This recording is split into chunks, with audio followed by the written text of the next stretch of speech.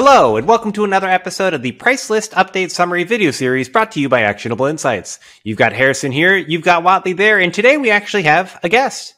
With us is Todd van Sant, a senior project estimator from ATI. What is going on, Todd?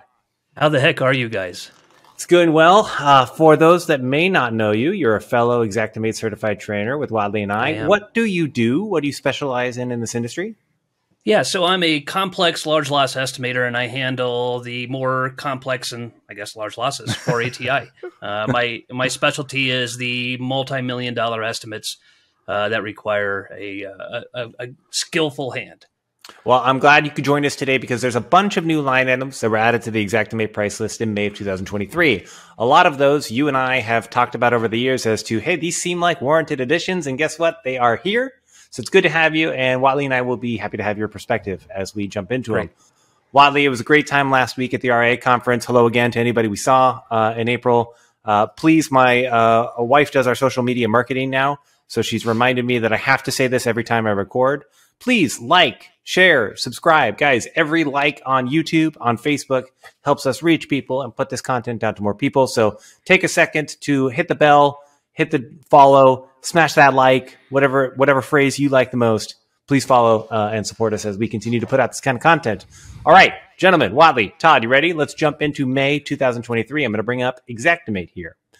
To start off, we have 16 new line items that were added to the WTR water category around tearing out insulation by linear feet.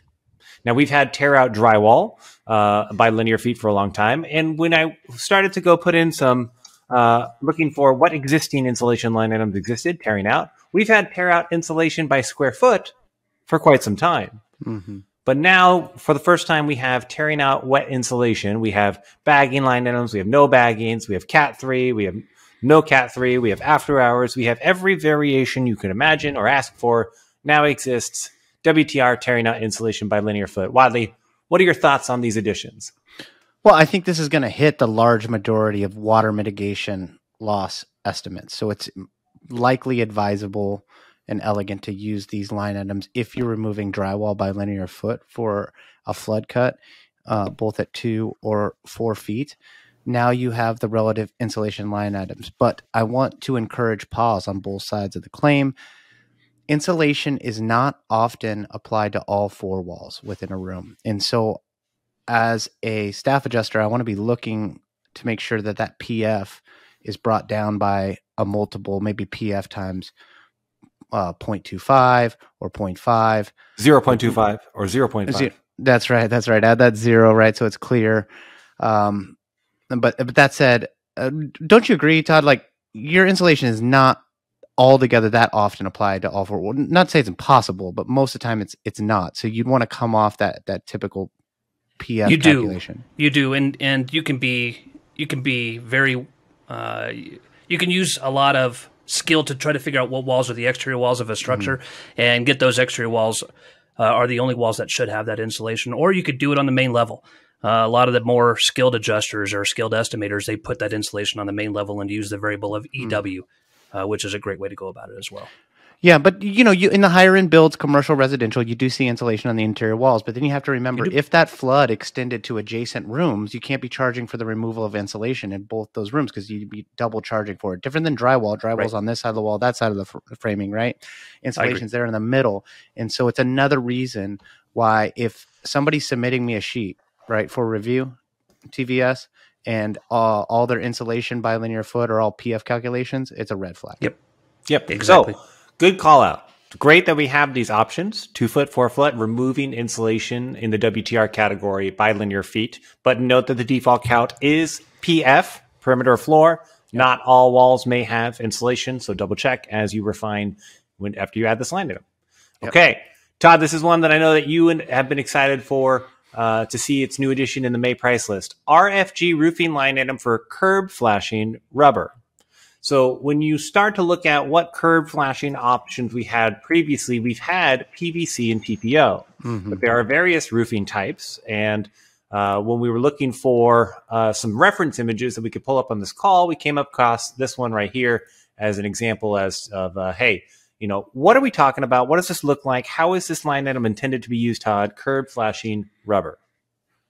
Yeah, so going up the curb of a parapet wall or of a piece of mechanical on the roof, so if you have a very large rooftop unit that sits on its curb, that rubber flashing or that PVC flashing is going to go up that curb and into to protect that area. So these flashings, it existed, like you said, for TPO and PVC before, but it was missing for rubber.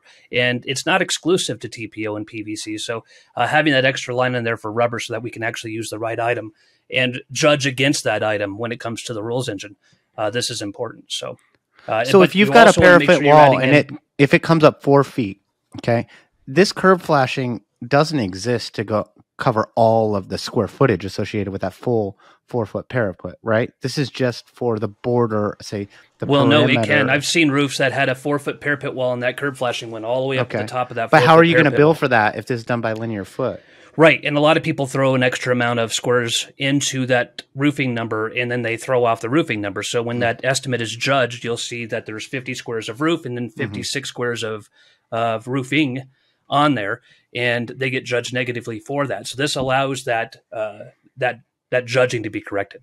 So this judging, you're in terms of like program work and scoring. Exactly. Well, but it doesn't matter. You're never the last person to look at your estimate. So it could be your boss judging you, could be your subcontractor judging you. It could be the way that the line item is written here, roofing corner flashing, right? So it's really for that linear foot run alongside that. That's what I'm thinking, Todd. I'm trying to get to the point. Like I think that this line item is intended to be used for maybe 24 inches of flashing, and then at some point you would need additional roofing material. Yes. If that parapet wall is like a full 4 feet high, or I've seen like if you're going to square out the mechanical, like sometimes those are 6-foot walls around the mechanical, right? Mm-hmm. This line item doesn't cut it. It's not enough. Right. $22 doesn't get me 4 feet of roofing material. But it's better than throwing waste in there. So you're right. It's just for the linear foot of the parapet walls going up a foot or two. It doesn't really say how many feet it goes up, but it does give you that extra waste, but not really waste. And you see that confusion or that clarification that 3 XCTs have. This is commercial roofing personified. And so some credit is due to TVS for guiding Harrison and his team around the commercial roofing rules within the actionable profile.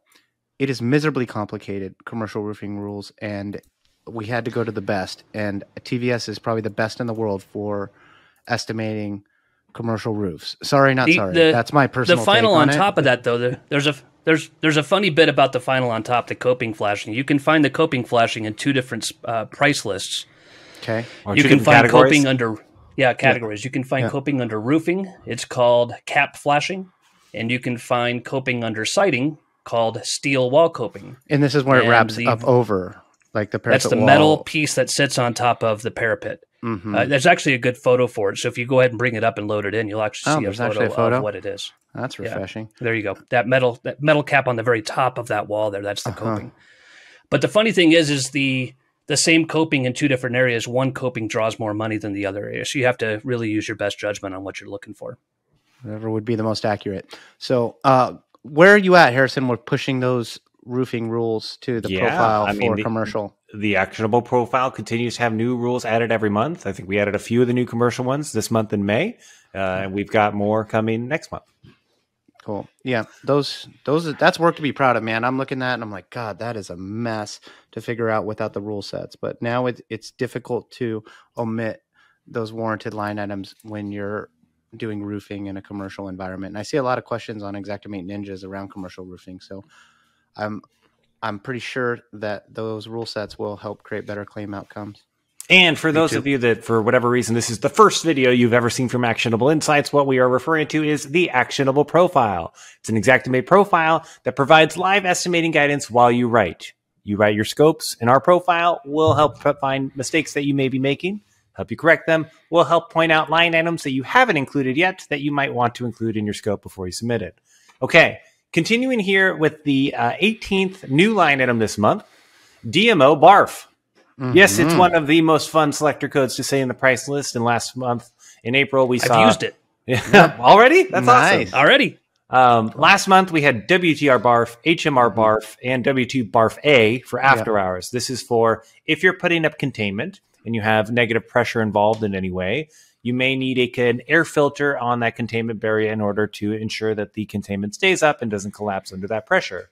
So one thing that we were looking at last month of, hey, there's DMO containment as well in general. Yeah. DMO really DMO at least a RZ. dust barrier, right? As opposed to a containment, there's a dust barrier. And so these dust barriers may need in demolition or in the repair side when DMO barf is sometimes used as well, may need their own air filter. So now we have air filters for WTR, air filters for HMO, and air filters for DMO. Depending on the line item you're using to set up containment, HMR, WTR, DMO, you now have a corresponding air filter line item to go with it. Take it. Okay, this is a fun one.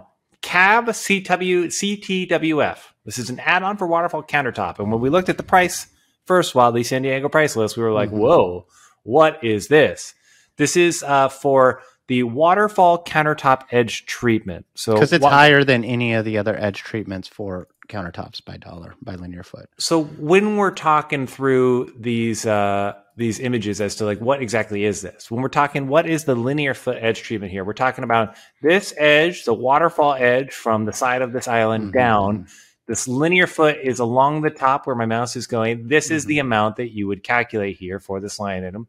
And it actually is pretty clear in the additional item information here. I like that Veris took an extra step to really clarify, hey, this is how this line item is to be used. It's used to be in conjunction with corresponding countertop items. When installing a waterfall countertop, it is intended to be added as the linear foot of the horizontal joint of the waterfall countertop. For example, a 3x7 island with waterfalls off both sides would have a total of 6 linear feet. So I think a good overage rule, TVS, what do you think? Like if the waterfall linear footage exceeds 40% of the linear footage associated with the underlying cabinet line items by square foot, then throw an alert that this might be applied erroneously. Because the other edge treatments, users are used to applying that around the full border, right? Right. And even end caps, it's a square footage, right?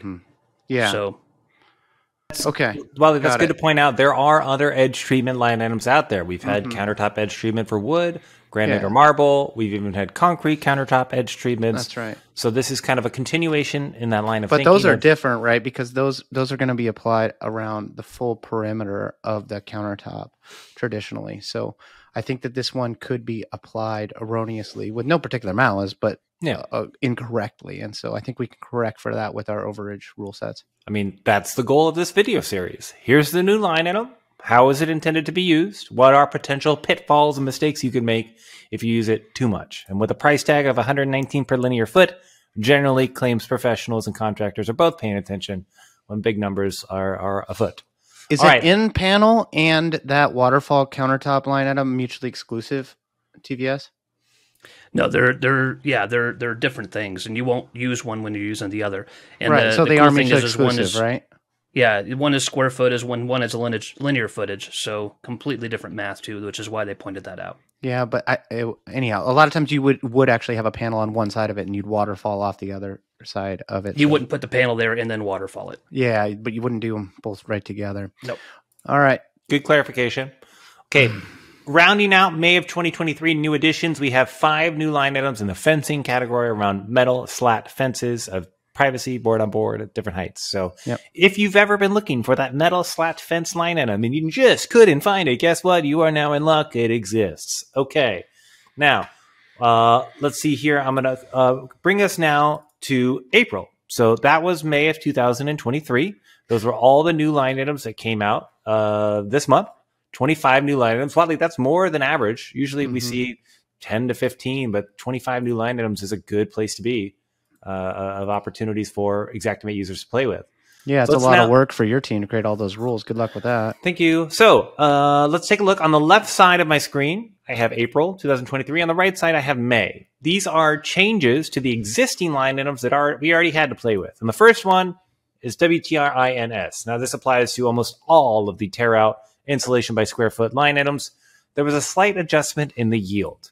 And when you dive in the details, you come over here, you select the line item, come over to the unit price over here on the right side. We hit the I for information to learn more about how is this line item actually built? What are the components? What is the assembly info, so that we can start to understand the yield, direct yield, net yield, things like this. Generally speaking, this line item, WTRINS, it is in the we changed the yield category. And when we change yield, that's changing productivity. When you change the productivity of a line item, you're impacting the price. And we've always talked, Whatley, if you've ever trained with us, if you've seen us in these videos, you see us do the seesaw. There's an inverse relationship between yield and price. If something becomes easier to do, the price generally goes down. Productivity go up, price go down. If something becomes harder to do, productivity go down, the price goes up. So here we have a direct yield of 122 square feet could be removed in an hour in April, and the yield actually went up in May. So typically that would mean price go down. However, when you looked at the price difference between April and May, San Diego price list, it was $1.06 last month, and it's $1.05 this month. That's a penny's difference, but that's a significant enough yield change to, quite honestly, the component that makes up the most of this line item. So I would have anticipated a larger drop in the price overall from last month to this month if they increased yield of removing out insulation by square feet.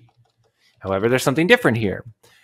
We've talked about market conditions in our training. Market conditions are typically zero, right? Market conditions, what are they? It's the pricing department's ability to essentially, if they're getting reported prices in a particular area, they can ensure that the price for their line item matches that reported price. Wildly, where you and I see it the most is in catastrophic environments when there's a huge rush or surge in demand and prices go up for materials or labor. Demand surge. Yep. Yeah, demand surge.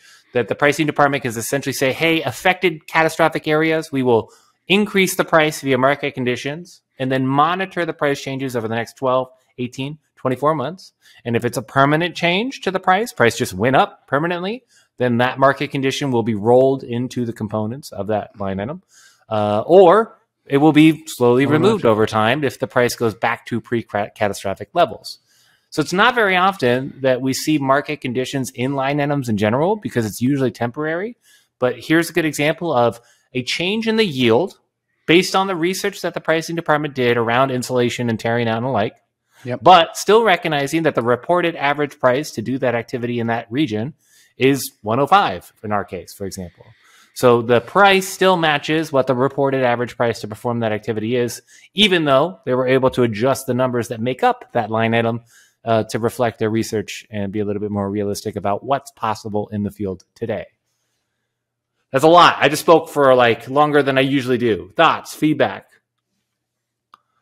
Like good stuff? Well, my feedback is you got to be careful with that market condition because it's not it doesn't hit the tax buckets correctly. So that's my only caution there with the market conditions. Materials, labor, equipment, sometimes all taxable. Market conditions kind of flies under the taxable radar. So just keep an eye on that. So Todd, let me ask you, would you prefer if I had, there's a checkbox for distribute market conditions into the components of the line item. I train towards using that. I think that's a more natural way because then this 11 cents would be, let's say 9 cents of it, 9 out of the 11 cents would go into labor, 2 of the cents would go into material, and it would likely be captured that way, correct? It would be. Yeah, it would be. Can you show us how to do that in real time? Yeah, I'll close this out over here. If I go out to my settings in the claim info and I come over to parameters, there will be a section here for distributing market conditions. Now, typically, I would likely need to click this on and then re-add the line item. Let's double check and confirm. Otherwise, if it just split out the 11 cents, it did not. So if I add this again, this new line item, WTRINS, go ahead. Yes, let's add it again. If I were to look at it here, it is no longer in the 11 cents in market conditions. It's now 97 cents. So 10 out of the 11 cents went into the material and 1 penny went in, 10 out of the 11 went into labor, 1 penny extra in material. So, and I'm not showing a delta in pricing because you don't have sales tax set up on this estimate. Yes, that would be correct, actually. Right. So, cool. Hey, that's always fun when three trainers get together. Hey, man, can you do that I just learned something. I don't know about you, but I learned something. So, well done, Harrison. All right. Taking a look at the additional changes from April to May. Sink, faucet, kitchen. Okay. Who's the handle guy out there that was talking about handles? Somebody out there was talking about handles and faucets and spray hoses because they had to change the additional item information. It used to just say this on the left in April, but now they've added may include pull down / outspout. So, guys, if you are replacing a sink faucet in the kitchen, it is intended. It may have a pull down or outspout. But it doesn't say side handle, does it? Let's see. So Chrome washerless faucet with single or double handle design and chrome plated plastic handles. May include pull down, out, and spout. yeah, so there's still a side handle line item in plumbing that you could still use in addition to. Good catch and call out. Additional item information changes around fence, the vinyl fence panels, detach and reset. Apparently they needed to clarify, let's see here, that each panel is its own thing. So, yeah. Labor cost to disconnect and detach a 6-foot long vinyl fence panel. Labor cost to disconnect and detach a 6 to 8 foot vinyl fence panel / section. So, guys, it's per panel. It's Whatley, you smirk, and I hear the noise. But I think, as we've seen come up in claims throughout the years between contractors and carriers, language matters. The additional item information within a line item matters, and people have honest arguments every day about the interpretation of the same words. So anytime, Todd. You guys are training people to go dig into these pictures and read the descriptions and find what's missing and put that into their estimate. So they've got to start putting the information here. Yep. So anytime Verisk's pricing department is clarifying the intention, what's included, what's not included, I'm a big fan. Big fan of good, effective communication. Okay. Lastly, Whatley, this is a change after your and my heart were big on, hey, let's make things visible and clear and easy to see quickly. On the left, we've had CPS wrap provide stretch film wrap line item for years. If you do contents or you've used CPS wrap for a very long time. Yep. Last year, I think it's either 2022 or 2021. I feel like it's like 3 years ago now, maybe 2020. There was a new variation of this line item added, CPS wrap less than sign, for a smaller one. Yeah, handheld wrap. And so what was weird is if I pull up CPS wrap over here on the left side back in April, CPS wrap less than sign, you'll notice the new line item set up to 5 by 5 inches by 1,000. Yeah. But the existing line item, you don't know what the size is, and you'd have to jump in, and you'd have to find, okay, it's 20 by, that's good to know now, it's 20 inches. Now it just says it right there in the description. So you don't need to jump into the details. Todd, when you're going to look for stretch wrap, you can just know, which one am I looking for, 20 inch or 5 inch, and fly. Yep. Okay. That is the changes around existing line items. Guys, there was more new line items this month than there were changes to existing line items, which is definitely not normal, but hey, I'll take it. New line items all day. Thank you.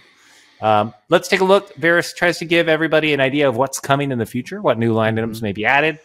They are still looking at the electric car charging stations. So that's great.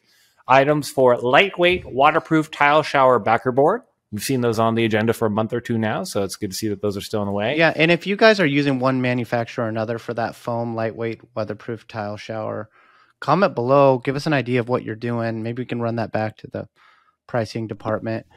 TVS, have you used that before? Those new builds?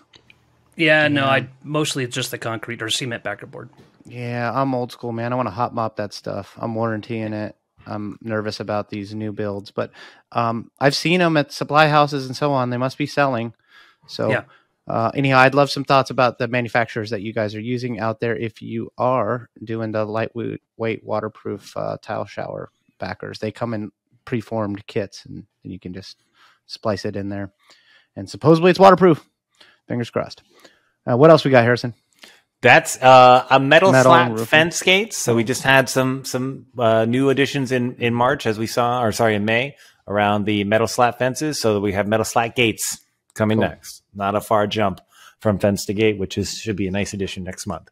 Cool. Okay, guys, that's it. That's the new line. 25 new line items added to the price list this month. 4 existing line items had modifications to them. Thank you, as always, for following Actionable Insights and the content that we put out. A reminder, please like, share, subscribe, and do all the fun stuff that helps organizations grow and reach more people. It always helps us.